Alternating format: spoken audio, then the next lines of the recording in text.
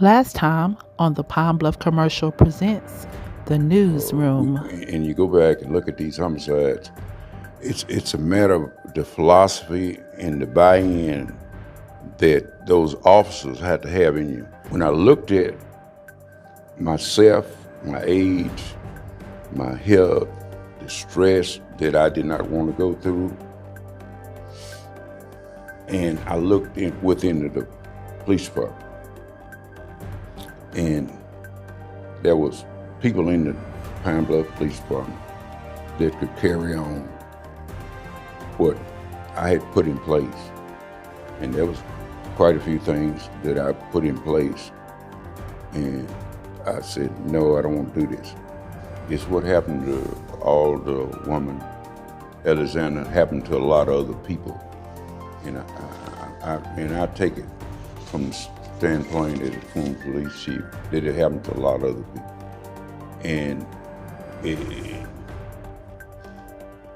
And people feel that all the time.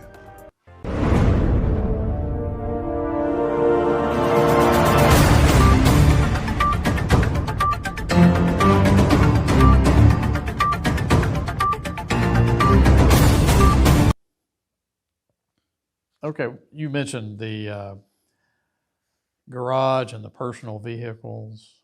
That case. Go ahead. Tell our audience what that was about, and then what has happened in that case. Well,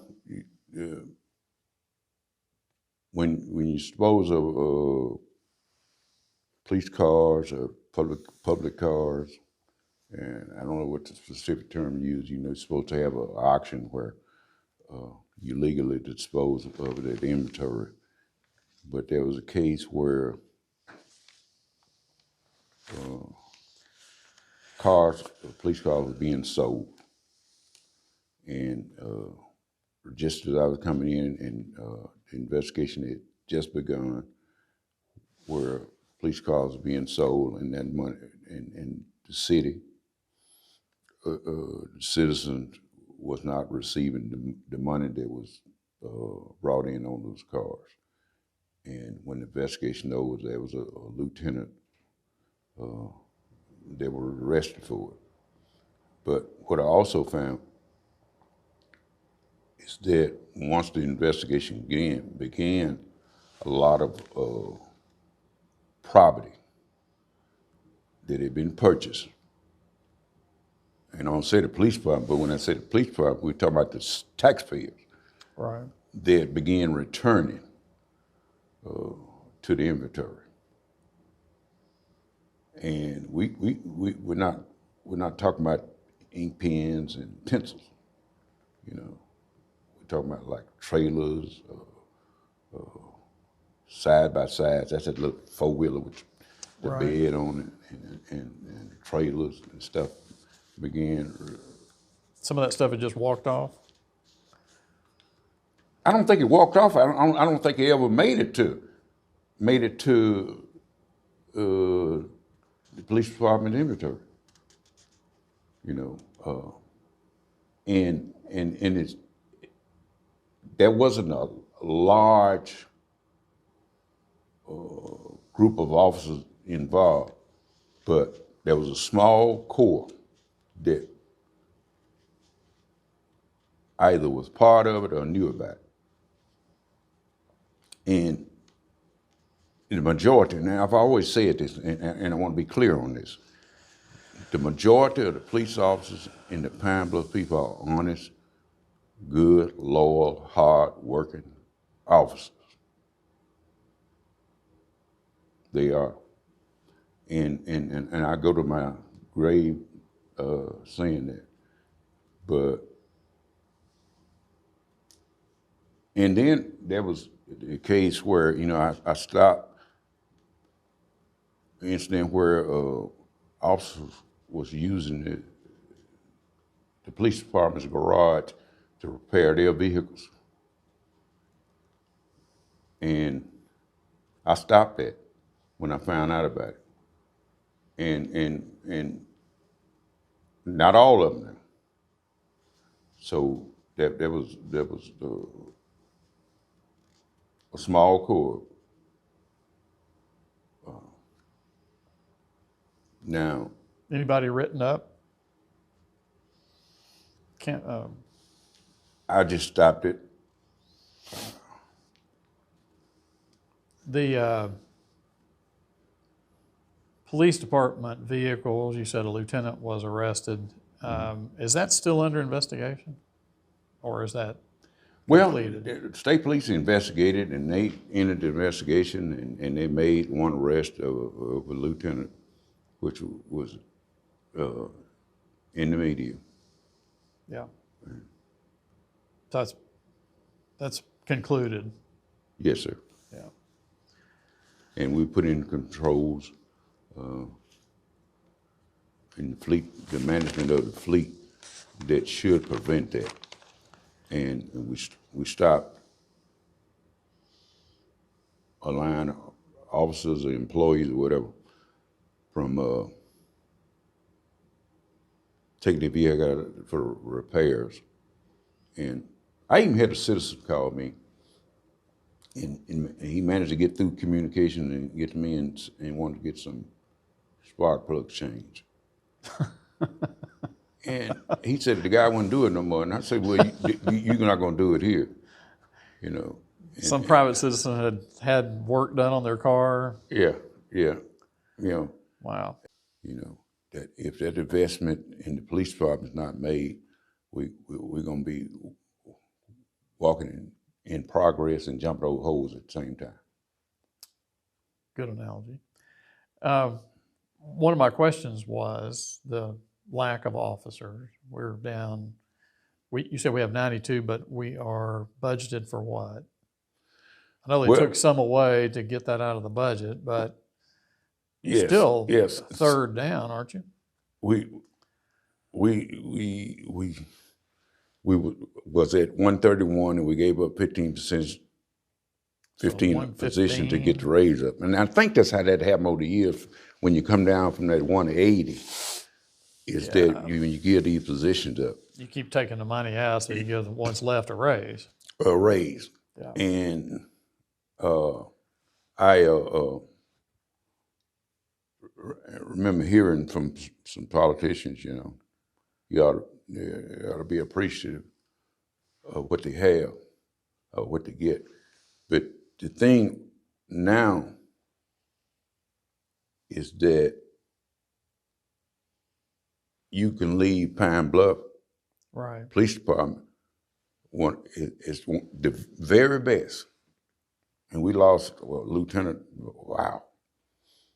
sharp young man, and went to another agency to start as a patrolman in almost $30,000 more per year. Yeah. Now that's, you think about that. That was actually one of my, I had heard that story that, a bit of a brain drain, because somebody with that much experience and that seniority, and they leave, it leaves a hole. And if you are down, let's say, rough calculations, 25 officers. Yes. If you're at 92 and you've come down 15 from 130. Right. I think we allotted 16, and see, and when it gave up to 15 position, we need to get the raise up, but this particular time, the city council, and I don't not criticize, I don't know if I am or not, but they said that if you fill the 16 vacancies, we'll give you the 15 back. Now that they did agree to do that. Now I don't know if that's been done. If you can fill those, we'll open up some more slots. Right. What's the biggest challenge to bringing officers in? Well, pay? Is it all pay? It's pay. It's pay. And when it's not pay, it's call volume. And when I say call volume, if you got the shift working, and if you had 5 more officers, that officer wouldn't have to take as many calls. Right. Well, if you're short of officers and they taking a lot of calls, they don't have any time to focus on the drug problem. They don't have any time to focus on the domestic violence problem. You know, they have to prioritize what calls that they're taking. So, and when they get there, and they're human beings, and let's keep that in mind, that they are in a rush taking reports and they're not as sensitive to the citizens that they should be because they got another call or they're waiting on them. I guess it's like teacher-student ratio. If you've got 10 kids or 100 kids, you can, you know, you've got 100 kids, you can only do so much. It's only do so much, and that scares me. So a new officer can look and see, well, I'm going to be underpaid, but I'm also going to be overworked. Overworked. And maybe I'll look somewhere else. Right. That's like a chicken and the egg thing then, isn't it? Well, we lost one of our good detectives, went to another police department where he was working like carrying 3 or 4 cases, you know, getting called, and went to another town and get about 2 weeks. So, and making more money. Yeah.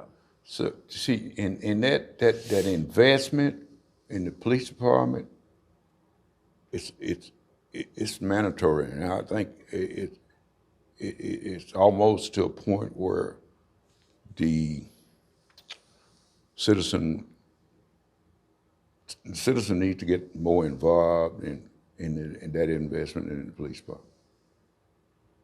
That's the key to this town growing. And you take downtown ahead block parties. Yeah. You got access points, so they're moving the block parties out to the regional park. But a lot of things people don't go to now because they are fearful of what might happen. And a lot of times, that's just anywhere in America, right? Oh, it is. Yeah. Walmart, whatever. Yeah. It's like that. And then the culture that we're in right now, we're at, I'm probably going to say about 20% of the people, I would say in America, that is causing the problems. That's a pretty high percentage. That's my percentage. Yeah. Yes. So you mentioned this. You mentioned Little Rock and Pine Bluff Police Departments in the same breath. Mm-hmm. I know that maybe it was a little before you came, but we had some crime up and down 530, and eventually that turned into some cooperation with. The mayor showed up at one of the police chief, Little Rock police chief events, and they established some cooperation. How is that working, or is it working? It's working from the standpoint that and it was originated from the Pine Bluff Police Department, and I had contacted Chief Humphrey at the time, and a young man from Pine Bluff had got killed in Little Rock, and a young man from Little Rock got killed in Pine Bluff, and we look at the data, and we needed some sharing of information. And that's how that came about. We at one time wanted to call it the I-530 Task Force or whatever, but we decided not to do that because regardless of what you do, there's always those hired guns standing on hired political guns, I call them, saying, well, why are we going to have Pine Bluff officers out there on 530? And that wasn't the case of it. It was more of communication between the two cities and the sharing of information. So about 6 months ago, I attended Comstat. That's a meeting that Little Rock Police Department they have, and then they go over stats and stuff like that. And we do that here in Pine Bluff also, and kind of look at where things are happening and take the appropriate enforcement measures that we're going to use to attack those problems. But the main thing is sharing information. Okay. One other specific crime, huge incident, homecoming, couple of homecoming, I guess last homecoming. Really. Yes. Where does that case stand? On the homecoming, You did ask for some help with that. ATF and I did, and we FBI still, maybe? yes. Well, ATF has a, and I don't want to put too much out there to the public because, ATF help because they track guns. They got systems that kind of like if you drop some blood over there, they do DNA. They have a way of doing DNA, and you have officers that talk, and then across the nation now we got people picking up shells. So I'm not going to get too much into that, but they help on that. The flock camera system that we have is a good thing. But when we talk about that situation here, and I didn't think that was going to be a shooting at University in Pullen, but the only request that I had asked the state police on homecoming was to have an officer there at University in Pullen until 10 o'clock. And it wasn't because I didn't thought, I'm not that perceptive, is to have the officer there because until 10, because they would get there and they'd be doing donuts and people can't go to the concert afterwards because they had a traffic tied up. And they done that until 10. And that incident happened after that. Now, there's a camera up on the red light that, well, let me see. I don't know if camera is a good word or not. But anyway, there's a system on there that monitors traffic. But if it had kind of like a recording system, it would have recorded what had happened there. But it's not equipped to do that. And that's when I get back to my investment in the city. So you can see it from emergency? If it had that attachment to it. But it just doesn't record it. Right. Well, no, you can't see it. Well, but I've talked to the new engineer, Mr. Bennett, this old street department, and they're gonna work to try to get that system where it start recording. And a lot of them traffic light, you see that little thing up there? It's like an infrared. Yes. I don't know what it does, but with a few additions to it, it can record things that's going on within the city. Well, speaking of technology, Jesse Turner has been pushing for shot spotter, for Pine Bluff to get the shot spotter system in Little Rock. Has that. I don't know how extensive it is in Little Rock, but does that hold any interest? Should that hold any interest to help public safety? I've asked the mayor that question. She said, well, it needs cameras. According to Reverend Turner, that system does come with cameras. Well, he's been pushing for that a long time. Yes, the problem is with shot spotter, they don't tell you who shot the shot. And the 19. Right. The 19 people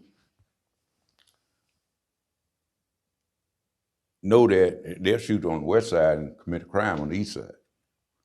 So do you have officers chasing shot spotter? But that system has advanced.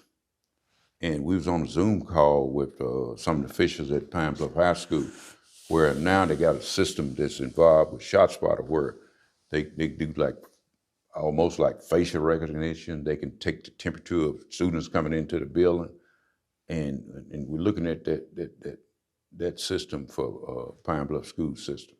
So, do we need to invest in ShotSpotter? Not if it's going to take away from the police budget. Not if we're going to take away from the police personnel to sit there and monitor that system. No. ShotSpotter in the newest form that they have now, is something that we can look at, but you can't use what we already have in the police department to try to operate that system. It goes back to what I've said about the investment. Anything done within the Pine Bluff should be an addition.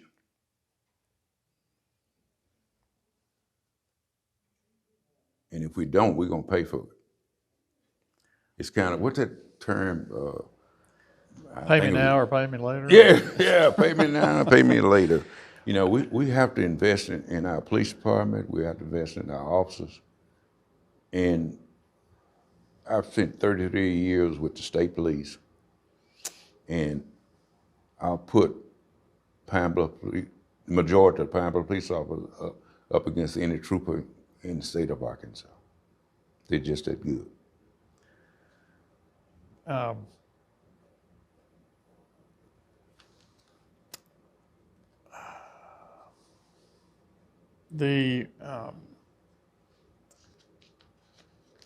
Just have one more question, I think. What advice would you give the new chief?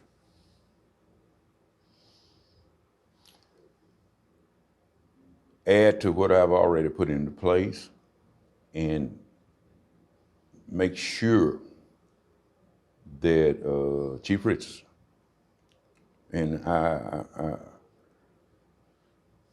think that's a God-led. Chief Richardson is a strong person. Before I even walked in the police department, she called me and she talked to me. And I'm not going to say what she told me, but she loved the city. She loyal to the city, and she at Pine Bluff Police Department because she has the right thing in her heart for the citizens in this town. But that accreditation process that she's getting ready, Pine Bluff Police Department not an accredited agency by the Arkansas Association of Police Chiefs. It's not accredited? It's not. It's not. There's only about, don't hold me to the number, about 17 agencies in the entire state of Arkansas that's accredited. So, but by being accredited, you're going to meet about 158 standards. This right. For agencies across the United States. And that's the one of her plans, but she put together a 90-day plan, and some of the stuff she had on that, I said, how come you tell me? No, I just kid. But she has the right mind and framework, and she has the integrity, and she has the strength to do it. And if she is fortunate as I am, her best asset is that she has a mayor that supports what she's doing. Yeah. I did think of one other question, sort of off topic, but Sure. You mentioned the Pine Bluff High School and technology around that. Do you want to weigh in on whether the high school should stay there or be moved someplace less in a high crime neighborhood? You asked me, yes, sir, I have my opinion on that. It needs to remain right there. Now, do it need to remain as is? Nope. Access points need to be changed. Dilapidated houses around there need to be torn down. More attention need to be paid to outside security. Every time I went over there, I did not see until I spoke up about it, security outside.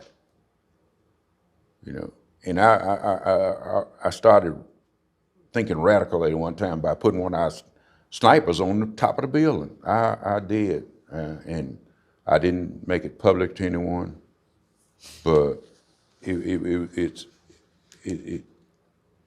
we need to get people's attention there. And I know they're having a problem inside. There's some things need to be changed inside. Teachers need to feel more safe in there. It's hard to teach when you got a disruptive child in there, and they have a focus school, what they call it, alternative or whatever, I don't know. But those kids need to be taken out of that classroom. Do you think Superintendent Warren recognizes the challenges when it comes to public safety there? From a personal standpoint, I think she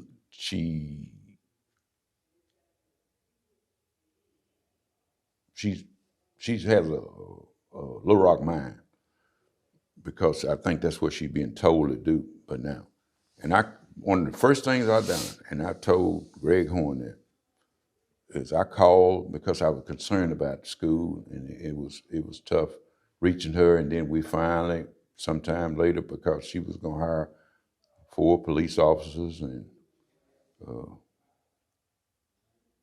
but yeah, she cared about those kids.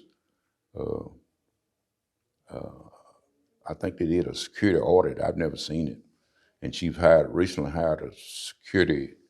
Well, I'm not here, but anyway, she has a former Pine Bluff police officer over there that's kind of pulling together security, and we did a Zoom meeting with a company that does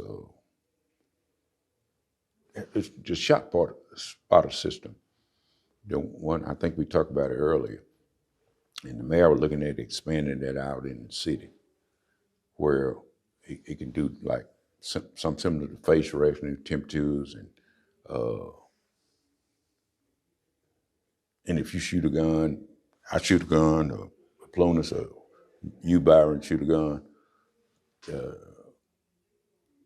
your telephone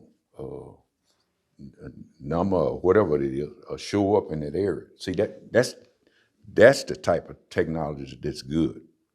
So if my number, your number shows up at 16 shooters, there's something wrong there, isn't it? So that. And we were looking at that for Pine Bluff High School, Dollaway, I don't know what to call it. But this city is gonna have to invest in the police department. And if not, the people need to just rise up and start rioting. It's that important. Now, but the best supervisor that I worked for is a couple of majors and colonels in state police, but Mayor Washington have not bagged up on anything that I've asked her for. She's been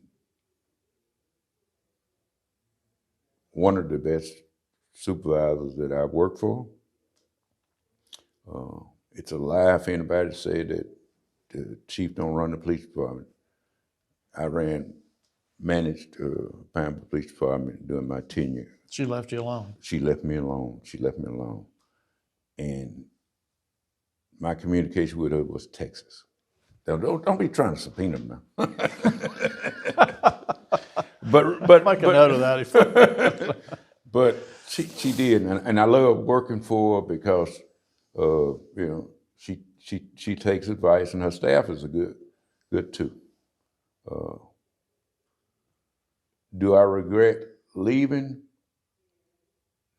I don't, because of who was replacing me. Yeah. And I pray a lot. My mother instilled that in me. But if you care anything about me, you care anything about this city, I ask people to support Chief Denise Richards. She's the person that needs to be there now. And a lot of people will think that you need somebody from outside. You don't need someone from outside right now, because you need the institution knowledge. You bring someone in and they get aligned with the wrong people, and you got a problem for years to come. My last question is, what are you going to do with yourself? now that you are, again, retired? Two things. I'm gonna do some consulting work. Okay. But my mother always taught me to keep my mind fresh. Now, when COVID came about, there was a school in Tennessee that put their courses online. And Officer training courses? it was something similar, but it dealt with church safety. Yeah. And I attended that school online, and I got my certification to become a church protection specialist. And I have my certification for that, and I think I'm gonna do some seminars. You know, I have a week conference I'm going in San Diego, and I have a week conference at the end of this month in Jackson, Mississippi. And I'm gonna put together some seminars that when I go to those places, I'm gonna go early enough that I put on seminars. All right. You know. That doesn't sound restful. You got any like fishing or gardening or travel in your Travel. Travel. I like traveling with my wife. Yeah, she likes travel. Where do you like to go? Anywhere I've never been. There you go. That's it. Yeah. Okay. Now my repeat places are like New Orleans, Washington D.C. You know, those are my repeat places. In West Memphis, Arkansas, where I grew up at. Okay. Thank you very much. Thank you all. I appreciate the time. I appreciate you all, and tell is it AC or OC Merle? I see. And well, whatever. And Plunas. That's my girl. She does a good job. Yes, she does. She does. Yeah. She's very talented. And I appreciate, the support that Pine Bluff Commercial have given to the Pine Bluff Police Department. That means a lot. Yeah. Well, thank you. Well, best wishes in your retirement and your ongoing consulting work. Don't tell nobody how many times we had to change the date for this interview.